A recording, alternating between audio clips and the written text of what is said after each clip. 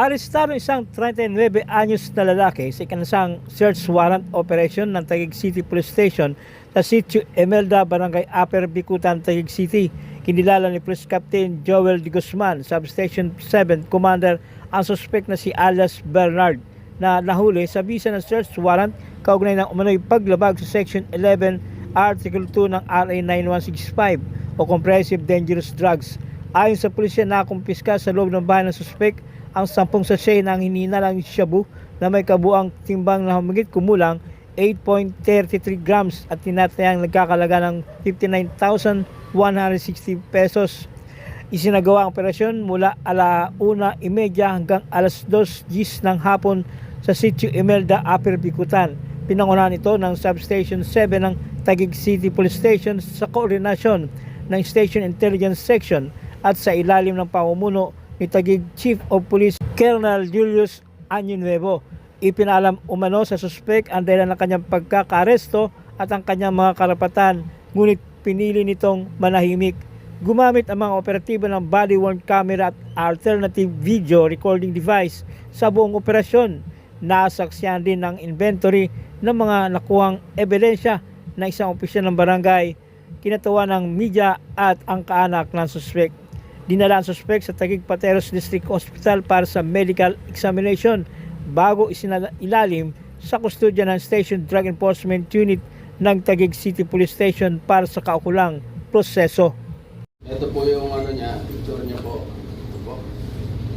Dito lang. Lord, maraming salamat po sa araw na ito. Gabayan mo po ang bawat isa na ang magsiserve po ng search warrant. I-bless niyo po itong trabaho namin ito. Hopefully maging successful po ito, Panginoon. In Jesus' name we pray. Amen at amen.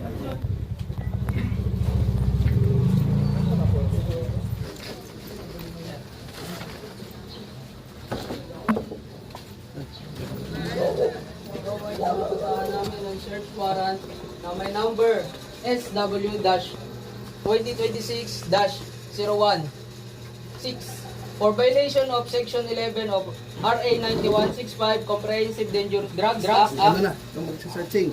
Kagawad. Kagawad.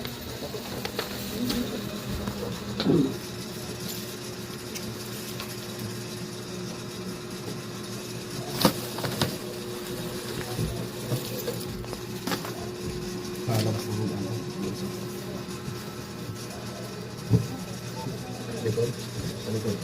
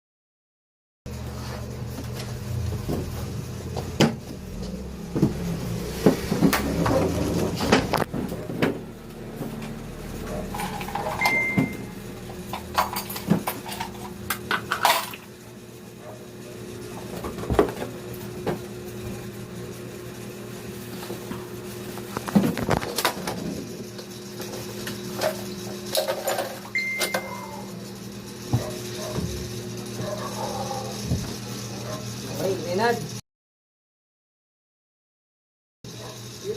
Karapatan niya, basahan niyo na lang karapatan. Patay tayo dyan.